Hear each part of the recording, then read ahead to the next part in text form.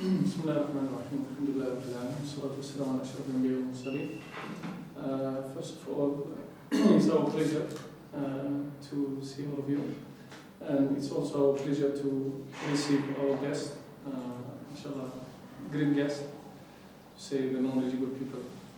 Alhamdulillah, Professor Mohamed Mesawi is professor of mine, even though I did not take his lectures when I was in Malaysia, because I was studying a different department. Alhamdulillah, today we had the pleasure actually to have him in person here. It's our great pleasure on behalf of the university and also our department and our Center of Islamic Economics and Finance. We are happy to welcome him and have him between us. Today, inshallah, is going to present a very important work of him, which is about Bennabi, and I'm sure that all of you have heard this great name, who is a well-known thinker and scholar of our last century, basically, who is not that much appreciated in the Muslim world in general, especially the Arab world, Malasaf. So, Professor has translated many work of Bennabi, and in this book that he is going to gift us to our library, inshallah, he has selected a few of Bennabi's work and then he combined them together in 2 volumes. So today, inshallah, is going to share with us actually the summary of this great work, inshallah, until we have time and chance also to read it. So we are pleased to have him, and we open the floor for our professor, inshallah, to start. Jazakallah khairan, ahlan wa sahlan. بسم الله الرحمن الرحيم. الحمد لله والصلاة والسلام على رسول الله وعلى آله وصحبه أجمعين. السلام عليكم ورحمة الله تعالى وبركاته. Thank you so much for the kind invitation to have me here with you this noon to try to explore the work of a great mind of the Muslim Ummah, not just of Algeria. Because the Prof that is from Algeria, so I'm telling him that, and to everyone here, that Bennabi actually transcends nationalistic boundaries. He was a man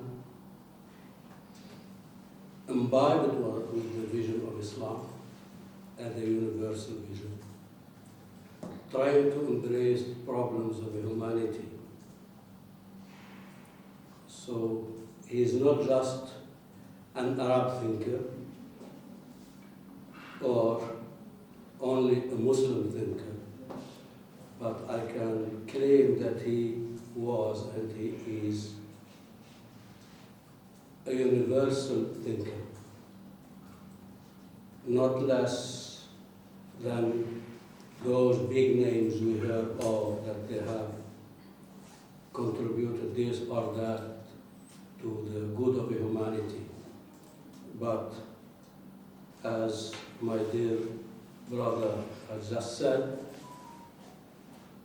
Malike Bennabi suffered from a lot of injustice, like many others.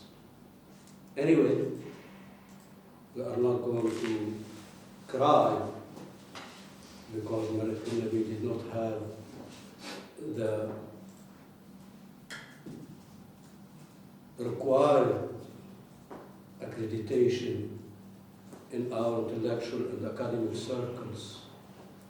But what matters most, we should try to understand his message and to see how that message can enhance our understanding of the world around us, how to deal with the problems facing us as Muslims and as a community belonging to the wider landscape of mankind. So Malik Bennabi, I think, is one of the good examples of visionary thinkers. What the great Italian thinker by the name of Antonio Gramsci described as the organic thinker, the one who is engaged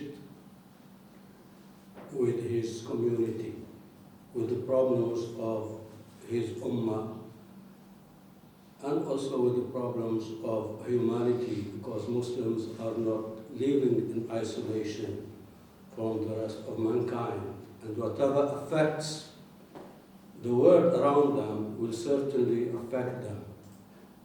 So I can say that my acquaintance with Malik Bennabi goes as far back as 1973, so I am not young. That the same year he died. Same year he died in 1973. So that year, I read a short article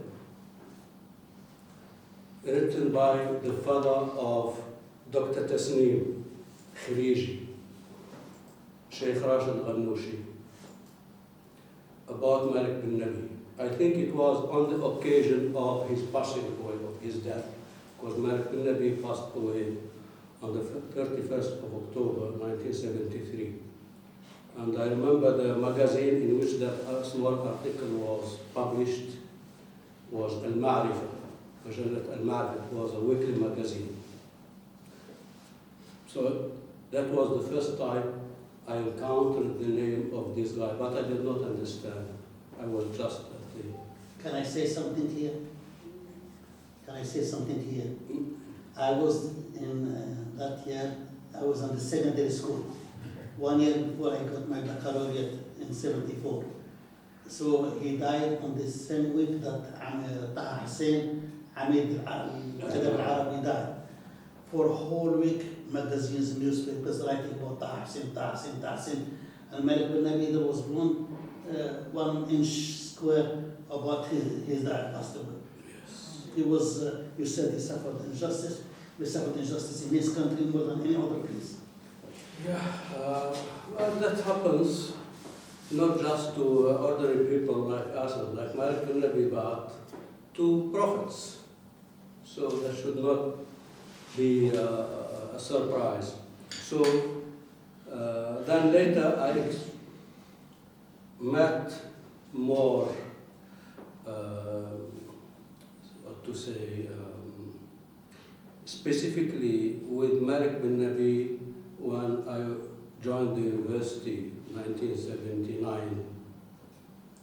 First book I read by him was his book, The Quranic Phenomenon. It was in its French edition. Then I went to Sudan in the 80s, 82 until 90, and then I again rediscovered Malik Bennabi. We used to have a very active discussion group, intellectual group in the University of Khartoum, and one of the key figures whose ideas were present there was Malik Bennabi. And I remember in 1984, I think, or 85, a group of students and activists established an intellectual magazine. I forgot now its name. And we published an issue, and the first and the last issue actually. And I was asked to write something about Bennabi's sociology. Perhaps due because I had some background in sociology So I tried to look not just at Bennabi, but to make a comparison between him and 3 other scholars, 2 from Iran and 1 from Iraq. Mohamed al-Sadr, Ali Shariati, and Murtada Mutahhari, about their conception, sociological theory or ideas about. But during all this period, I did not encounter or hear any activity made on Malik Bennabi, seminar or conference, etc. So nothing. Yeah, there were some works, academic works, some theses written in Arabic about Bennabi's concept of civilization, Bennabi's concept of social change. Some wrote about Bennabi's view on economic development, etc., etc. That's all. And my surprise was that when I landed in Malaysia in 1991, I found that preparation for an international conference on Malik Bennabi was on the move. There was a group, actually university, center at the university, and a number of high-level academics. They were preparing for an international conference on Malik Bennabi. The first ever to happen, not in Algeria, not in Egypt, in which he lived for so many years, not in Syria, where he used to deliver many lectures and he used to have students and disciples, but it was in Malaysia that the first international conference of its kind was organized, conducted in Malaysia in September 1972. And that renewed my commitment to Malik Bennabi. That conference, because although I was still pursuing my MA degree, I was invited, and it was a very great honor to me, to contribute a paper to that conference. And that led me to write my master's thesis on Bennabi's sociological theory. And from then on, Malik Bennabi we did not say depart ways. My companionship to him continued until this work. Hopefully it is not going to discontinue. So it was that event that actually, if I can say, channeled and guided my energies, intellectual energies, to focus more on Bennabi. Not, of course,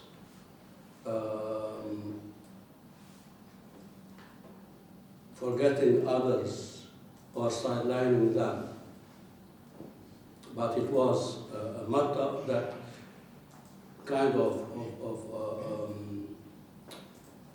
engagement that led me to translate his works. And I managed it in about 10 to 15 years, of course with other commitments and other things, to translate 3 of them and to contribute to the translation of another work, namely the Quranic phenomenon, the origins of society, which is in Arabic Milad Mujtama, the problem of ideas in the Muslim world, مشكلة الأفكار في العالم الإسلامي. But interestingly, the first book which I translated has not yet been published. Maybe because it was still struggling with my English, so I did not have the the courage to have it published, which is his book on economics, Al-Muslim fi Alam al-Iqtisad. And then a fourth book, which I edited later and annotated, his book on Mushkilat al-Afkar, the question of Mushkilat al-Thaqafa, the question of culture. So these are the works. But then I felt that it is not easy for the reader who does not have access to the original works of Bennabi in French or to their Arabic translations, because most of his works, especially the books and the collections of his articles, are already available in Arabic. So for an English audience, reading these four books will not be enough to make them have a total picture and a global view of the kind of thought, the kind of issue, the kind of issues, the subjects he dealt with. Okay, you read the Quranic phenomenon, yes, it is dealing with the religious problems, issues. Reading the culture, okay, his conceptualization of culture, his engagement with theories and views on culture, whether they are Muslim or non-Muslim. But what is the global picture of Bennabi? So it was about, I think, perhaps 2014 or 2015. Can you remember? No. You are still young. Yeah, this is my daughter actually, but that's why I'm asking the question. My student as well. So I thought of trying to bring about a total, which I described as a total translation of Malike Bennabi, which is not confined to a specific book of his, but try to pick up selections from his different books, different works, whether they are in their original French or in their Arabic translations, and to determine what are the main themes, the big themes that were of much concern for Bennabi during his intellectual itinerary. So about 40 years he was thinking, writing, analyzing, discussing, lecturing. So what are the major themes? And little by little I was able to discover that, at least as far as I can judge, there are some 7 themes that constitute the pillars of Malike Bennabi, or the major areas which Bennabi dealt with, whether in his books, whether in his articles, whether in his lectures. And these themes are reflected in this 2-volume book. But despite the fact that I can say there are themes, these themes are not actually disconnected. They are interconnected. You read, for example, the theme on economics, you will find that he engages here and or there with issues pertaining to culture, to politics, to psychology. You read here the theme on religion and metaphysics and theology and prophethood. You will find that there is psychology there. There is history. There is comparative religion. You go to politics, you will find the same thing that he will. And throughout, you will find that ethics, values, are the thread that connect all these together. Whether he is criticizing secular theories or criticizing Muslim ideas, you will find that the issue of morality and ethics is, and of course, ethics and morality for Bennabi are not disassociated from spirituality, because man is not just a biological entity. Human beings are not just a biological, physical body. They are more than that, more complex than that.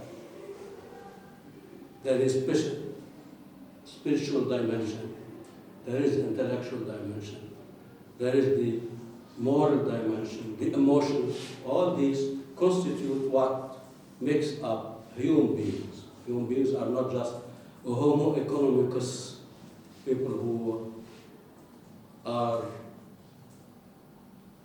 aware of economic theories. Sometimes they say human man is an economic animal. Sometimes they say he is a religious animal. Some they will say that he is a political animal. Some they say whatever. But in the Islamic perspective, and in any really human and humane view, human beings are not just one-dimensional. They are multi-dimensional.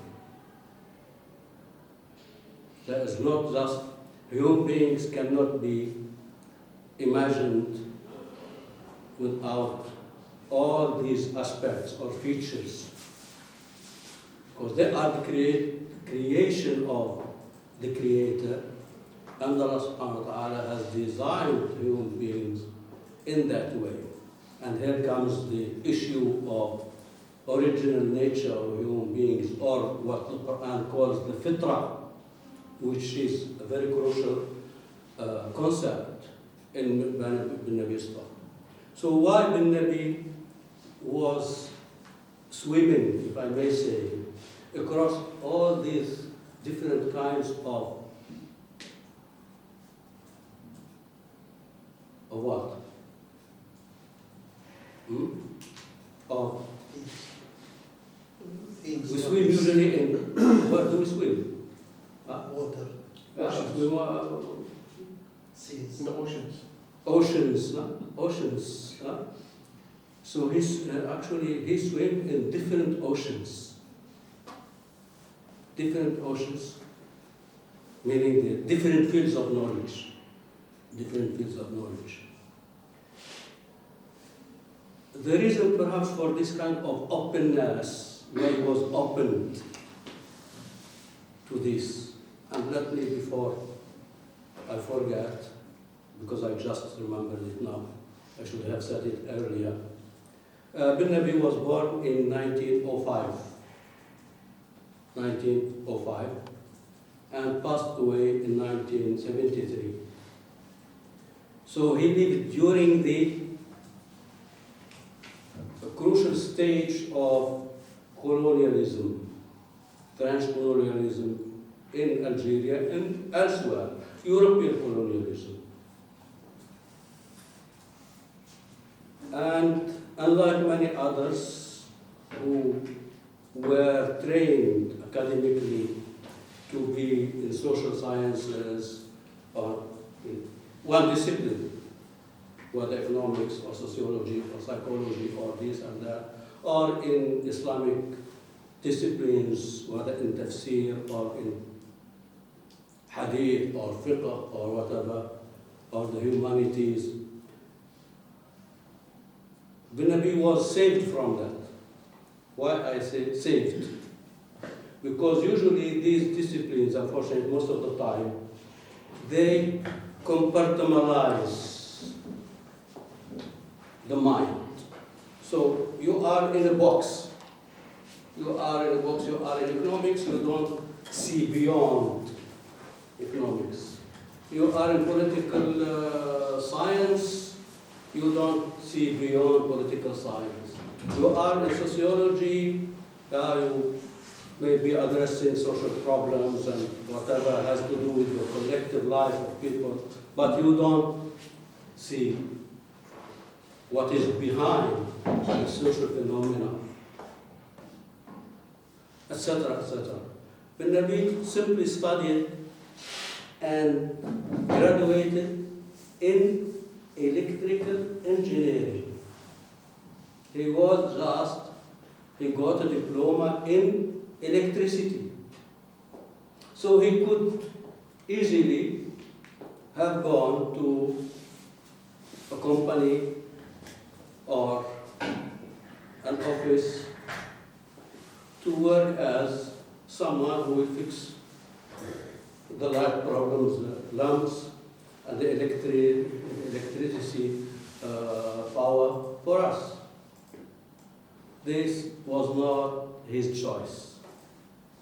He chose rather to navigate in all disciplines, from the natural sciences. You see, someone who graduated and he was suffering from lack of financial sources. He was living in France and Paris and other cities, of course, with his family being affected at home in Tbilisi and Santina because of the French occupation, etc. But he felt that he had a mission. So he immersed himself in studying for 5 consecutive years after he graduated. He graduated, I think, in 1935 with his diploma. For some time he tried to get a visa and to go to some Muslim countries to work. Say, okay, I have now a skill, I am a skilled person, I have this capacity, so I can go. But Alhamdulillah, I think, yeah, Alhamdulillah, they did not give him visa. So he wanted to go to Afghanistan, he wanted to go to Albania, he wanted to go to Saudi Arabia, but none of these countries gave him the visa to go. So that was a blessing in disguise. So he devoted himself for 4 years at least after he graduated to studying the different disciplines in the natural sciences, including mathematics, astronomy, physics, etc. I don't know how he could do that, but he did it. And then he was just by himself, reading himself, without going to university for this stuff. No, on his own, but whenever he faced any difficulty, he would go to those who are in the field to explain to him, to help him to understand. And then from the physical and natural sciences, and not just studying about the facts, that in biology we have this and that in physics we have Einstein's relativity theory, or this or that, or Newton we have the gravity theory. He was trying to understand what is beyond that, the philosophy, the concept, the vision behind it. And then he turned to the human sciences, the social sciences. So you will be amazed when you read his works that he read the different doctrines, theories in psychology, in sociology, in political science, in geopolitics, in economics, etc. And all symbols, if I may say, of the different disciplines, you will find him engaging with them. From Hegel, the great German philosopher, to Karl Marx, the father of communism, to Freud, who is in psychoanalysis and with his theories, to and many others, and in economics also. So, but at the same time, he was rooting himself in the legacy of Islamic civilization. And he was feeling that he has roots and that he needed to explore these roots and present them in a new form or a new language or in a different, new way that can be understood and appreciated by people who have been formed in the modern age, the secular age, they call it, the materialist age, the colonial age, whatever, of course, the modern age. All these names are there to describe what has been happening in the last 5 centuries, at least in Europe, and then affected and influenced the whole world. So he was, therefore, he will be familiarizing himself with people like Ibn Khaldun, like Al-Ghazali, like Ibn Sina, like, name it. Why all this? And even who will be trying to learn about Japan, will learn about China, because one essential thing, concern for him, was to understand civilization. Because for him, human beings are here on this earth to establish civilization. What Ibn Khaldun called al-Amran al-Bashari. القرآن called it هو الذي واستعمركم فيها. استعمركم فيها أي tasked you with bringing in Umrah. And that for the Bennabi civilization is not just the material aspect, the things we produce in the factories, cars or electricity, whatever gadgets we use in our life. It's not just the institutions, parliament, different bodies, governmental bodies. It's not just the universities, but most important, what backs up or gives meaning, gives sense to this, what are the kind of values, what is the concepts, what are the ideas, what are the ideals and muthal, what are the meaning, significance of all this. So, as if civilization for him is a body and a soul. And soul is the i'tiqadat, the values, the understanding. And therefore, if we want to understand properly civilization and build a civilization, as was the case with the Muslims in past centuries, we need to have this multi-disciplinary perspective. You cannot build civilization, first you cannot understand civilization with just focusing on the psychological aspect of the human being. You cannot understand the human being, as I said, because it is a multifaceted creation. And civilization should be the manifestation of this multidimensional nature of the human being, the spiritual, the intellectual, the social kinship, belonging to the group, belonging to the ummah, belonging to the...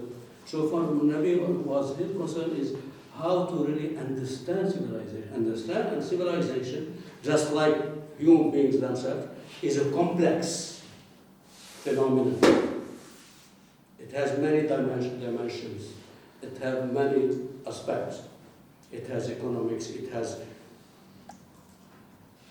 personal life, individual life, it has collective life, it has political aspect, it has economic aspect, it has cultural aspect. All these we should try to understand them as integrated things, as interconnected things.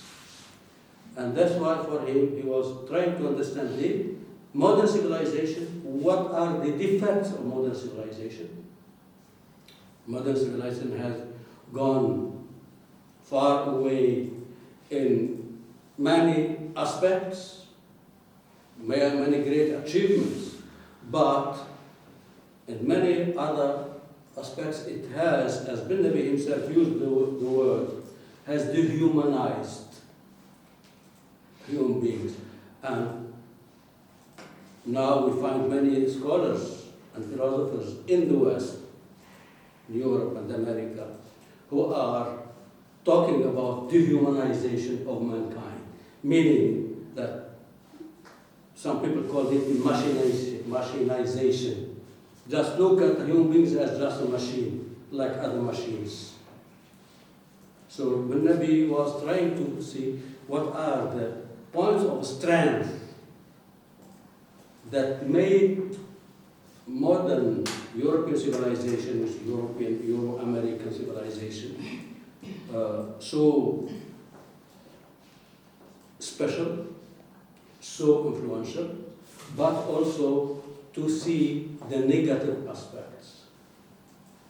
Those aspects that have influenced negatively, that have been detrimental, that have destructive to human life. Whether under the capitalist system, liberal capitalist system, or under its adversary for some decades, the socialist communist system, which was led by Russia and other countries. So Malik Bennabi was thinking that neither the capitalist system or the Euro-American model of civilization, nor the Soviet Union communist type of civilization were suitable, not just for Muslims, but also for mankind. And here he met with great thinkers in the West, in Germany, in England, and elsewhere, who were talking about the crisis of modern civilization, the decline of the West, of modern civilization, because this civilization has gone global. It has not limited itself to just special geopolitical or special geography, the European continent, or the North American part of the Americas, US and Canada, or to some spots in the South, in the global South, like Australia or New Zealand. Because, as you know, Australia and New Zealand as a system, as a police, as political, social, cultural, is European extension. The original inhabitants have been either exterminated or marginalized, just like what happened for the original natives, inhabitants of the Americas. So people are, when they talk about the crisis of modern civilization, Western civilization, it's not actually just a Western, because it has imposed itself, it has imposed its lifestyles, it has imposed its mentality, its values, and its way of thinking, its visions on the rest of the world, in different, of course, degrees, not in the same way, but whatever. So it has universalized itself, not just through peaceful means, but most importantly through coercive means, right from the colonial age, which for 2 or 3 centuries, and then after what they call post-colonial age, which is actually imperialism, and we know to what extent, for example, our societies and countries are free. We know that. Not just from the top, from bottom also. So we are, one way or another, annexed and appended to this so-called global civilization. It's not universal. It's the globalization, meaning that you actually frame people, frame people according to your own pattern. So that's, Bennabi was aware of the dangers, inherent dangers and threats within the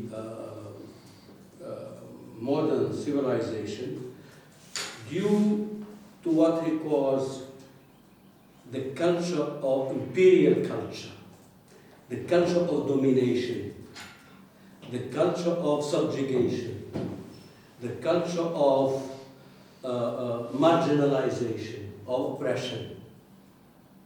And this, behind it is some kind of ego-centric thing, some kind of pharaonic thing, La urikum illa ma ara. Pharaoh said, you don't have to see anything except what I show you. So Bennabi was aware, and alhamdulillah, he is not alone in this, because we have great minds in his time and at present who have this vision that the current civilization is in a terrible crisis that threatens the whole of mankind, not just some countries, the whole of mankind. So for him, we need a kind of a different vision, a different view of what human beings should be, how to restore human beings to their original nature and dignity. This very important theme in his subject in his work. How to think of restoring the good values, the values of goodness, the values of righteousness, the values of compassion, the values of justice to human life, not just to this or that specific community or country. It should be some universal. But he puts the burden on Muslims. It is their responsibility to think of their role and mission in the modern world. For you, as Muslims, you cannot just go on copying whatever the West is producing. You cannot go on just borrowing from this civilization, good and bad, without any filtration, without any kind of critical attitude, critical appraisal of what you borrow. And you have to be creative in your own right. So for him, it's important that he started his intellectual journey with writing the book which which I mentioned at the beginning, the Quranic phenomenon, to relate the Muslim mind and mankind and invite mankind to the Quranic vision of the cosmos, of the human beings, of the universe, relating them to the wisdom of prophethood and revelation. And then his last discourse, his last two lectures, which he delivered in Damascus in 1972, was about what is the role and mission of Muslims in the coming future.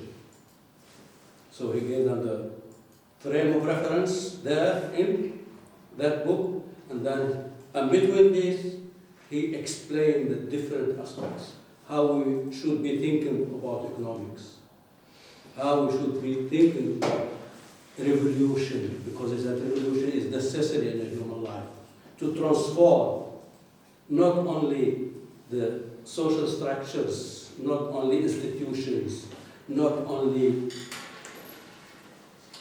replacing a government by another, but most important is how to transform the human personality, the human intellectual thinking of the human being, and then how to make people aware of their own value, of their own worth, and realize what kind of responsibility they have to hold in their life, to perform in their life. So for him, in all this, and interestingly, because we are in this university called after the person of a great pioneer in Islamic economics, Sabahattin Zaid. In 1972, Sabahattin Zaid, if I'm not mistaken, was teaching economics in King Abdul Aziz University in Jeddah. And they organized a seminar or symposium on Islamic economics. And Malike Bennabi was one of the speakers in that symposium. And from that event, from that lecture which he delivered there, he developed his book, Al-Muslim fi Alam al-Iqtisad. So Malike Bennabi is very much connected with this university through Sabahattin Zaid.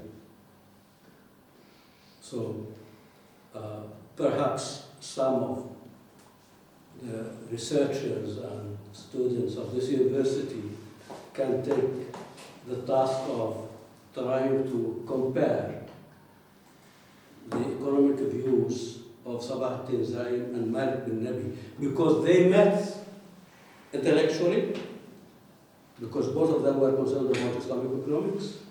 And at that time, the idea of Islamic economics was still at the beginning. Few books had been written before that, like what was written by Mohamed Sadr and Yusuf Sibai, Mustafa Sibai and others. But most important, that Bennabi was a pioneer, and he wrote before that in his different books about the issue of economics and how Muslims can have, if I can say, an alternative doctrine in economics. Should not go just blindly after capitalist theories and doctrines or after socialist and Marxist theories. They have their own original framework, and from there they can develop their own perspective or paradigm, if you use this term, in economics. So I hope some of the students and researchers and the lecturers of this university can take up this issue to compare, because they met intellectually, both they were concerned about Islamic economics, and they met physically in Jeddah in 1972. So that's what I was thinking of trying to introduce to you Malik Bennabi in a global way. Of course, if you want to go more specifically, you have to read his different books. If you are in economics, but never forget that when he deals with these different issues, different subjects, and the different fields, always he deals with them from multidimensional or interdisciplinary perspective. He does not just go in economics and he immerses himself in statistics and surplus and demand and market price, and he goes beyond that because he wants to see economics within the larger context of society and civilization. Allah subhanahu wa ta'ala. Thank you so much. Assalamu alaikum wa rahmatullahi ta'ala wa barakatuh. جزاك